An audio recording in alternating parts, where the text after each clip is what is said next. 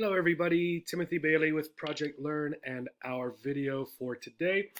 Today we are looking at words that have both a good and bad connotation. Connotation simply is just the meaning or the ideas behind a word. They may not be what is in the dictionary necessarily, but often what people understand words to mean. So we're looking at the good and the bad, or the positive and the negative, for what some of these words might mean. Let's look at our first one. So we have the word smell. Smell is kind of a neutral word, being neither positive nor negative. You can make it both.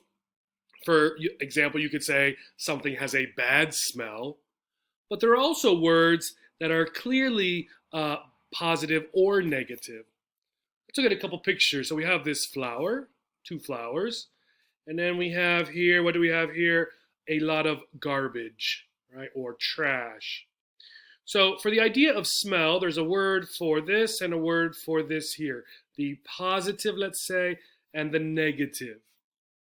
Well, for the positive one, we might use the word fragrance, right? The idea of fragrance. Fragrance is also like a cologne or a perfume. We use the word fragrance. So something that makes people smell good, right? And fragrant would be the adjective with a T on the end instead of the CE.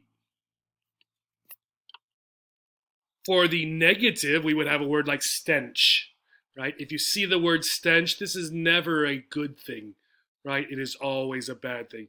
So the stench of the garbage and the fragrance of the flowers, right? Positive and negative. Let's try another one. So again, another neutral word would be store, as in the verb, right? To store something, to store food, to store money or something like that.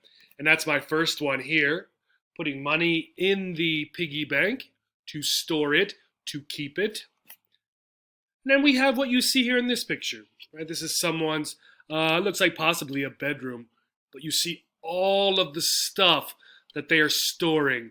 There's so much stuff, there's no room, it looks like, to move around hardly, or sit, or to get any work done. There's just stuff everywhere. So this is the positive, and then this is the negative. So for the positive idea of store, we simply use the word save, that you already know, right? I am saving money. That's a good thing. However, if we're doing something like this has a very negative word called hoard. Right? It looks like a difficult word because of the spelling. You just say hoard, right? And an ER on the end makes the person a hoarder. So the person who lives here is a hoarder, right? They are storing, they are saving stuff to such a degree that it's become a problem, that it is negative, right? In fact, on TV, I still think there are shows about this problem that many people have. Okay, so save and hoard, positive and negative. Try another one. So here we have a boy with a magnifying glass checking out either the grass or the flowers or perhaps a bug or something that we can't see. Right? He wants to know more about what he's looking at through the magnifying glass. Right? Keep that in mind. He wants to know, wants to learn. This man here, what is he doing? Can you tell? There's two women back here talking. And what is this man doing? He is trying to listen to their conversation. So this man also wants to know, just like the boy does, but this boy wants to know in the sense of learning. This man wants to know in the sense of he wants to know about something that's not really his to know, probably. So for the boy, we would say he is curious. Curious is a positive desire to learn or know something. This man we would describe as being nosy, right? And this comes from the idea of having your nose in places where it doesn't belong, such as someone else's conversation. So positive, curious, desire to learn, nosy, wanting to know things that you are not a part of. This little girl here, right? She's very happy, looks very happy. This man here also, right? He has a smile. This girl has a smile. There's a slight difference, if you can tell, in their smile, right? One of the things often, this man's smile sort of goes to the side here. This is a particular kind of smile that's different than the girl's smile here. We would simply say for the girl, right, that she is smiling. She has a smile, probably because she's happy. Maybe she's doing something outside. Maybe she's with her grandparents. Maybe she got some ice cream. Who knows? But the man down here with this kind of a smile, we call it a smirk. A smirk. And a smirk is often a smile that someone has when they're hiding something, when they have an ulterior motive, another reason for doing something. They don't believe what you're saying, but they still smile. So this kind of a smile, a smirk, has something else going on, and it's usually a negative thing, right? It could be very negative, like I said, a lie or something that they are trying to do to trick you or something.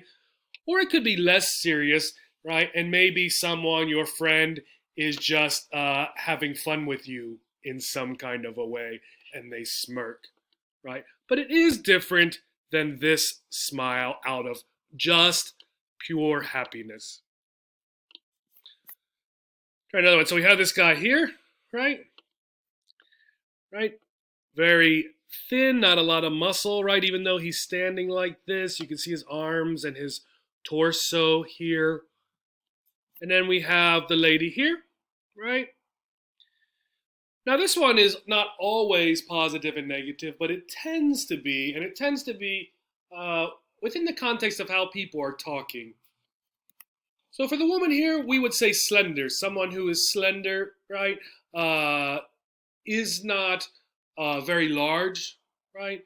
They are healthy and thin, but not too thin.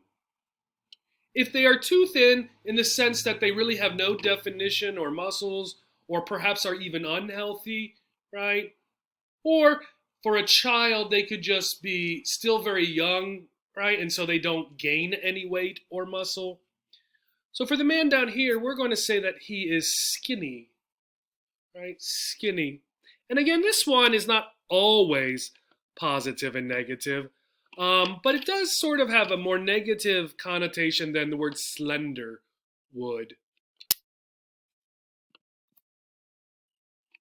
Here we have a lady here, right? And this lady here is slightly older, okay? Now, when we're talking about people who are part of the older population, there have been different words historically that people use. One of them was elderly, and you might still hear people use that. A lot of people don't like the word as much. A lot of people who are part of the population of older folks, they prefer a word like mature, right? Mature.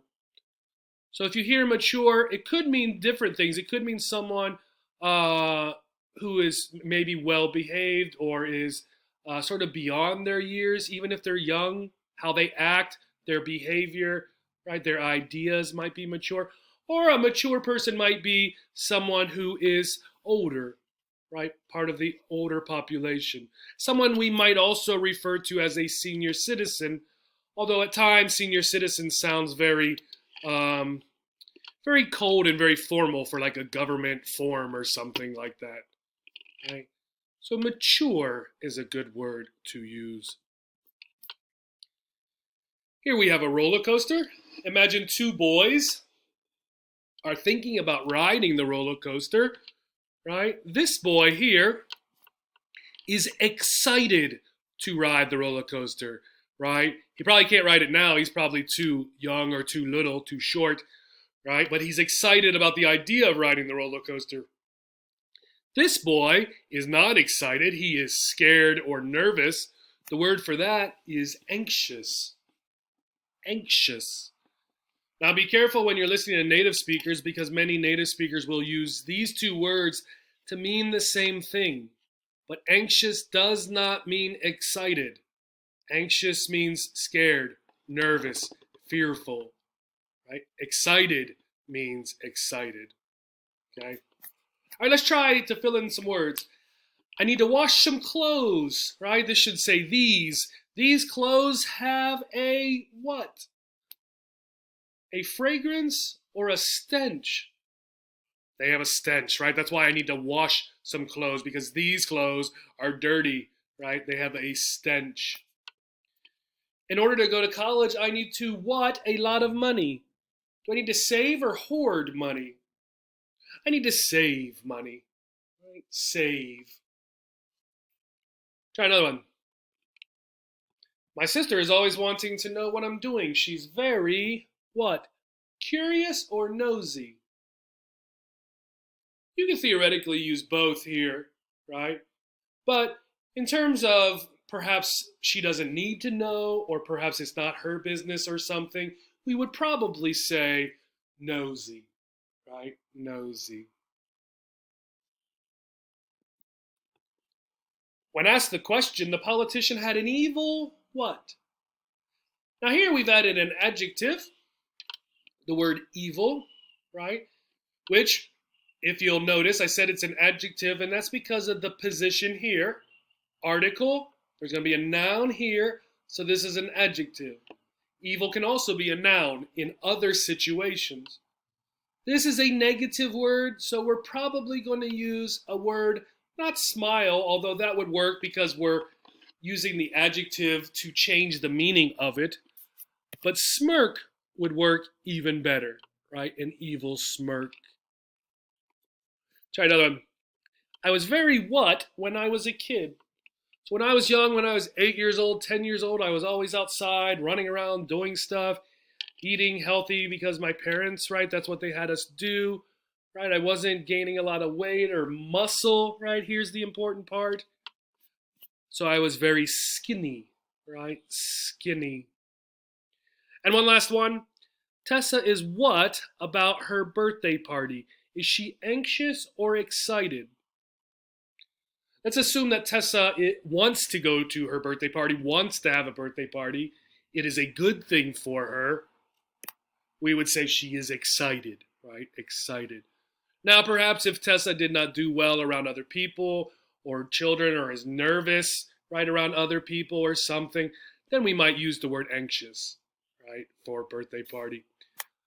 All right, here are a couple links for you with a variety of words that have both a positive and a negative or a neutral connotation. Check these words out. The next time you're using a word in speaking or in writing, think about, is the word I'm using positive or negative? What do I want to say by using this word? Thank you and have a great day.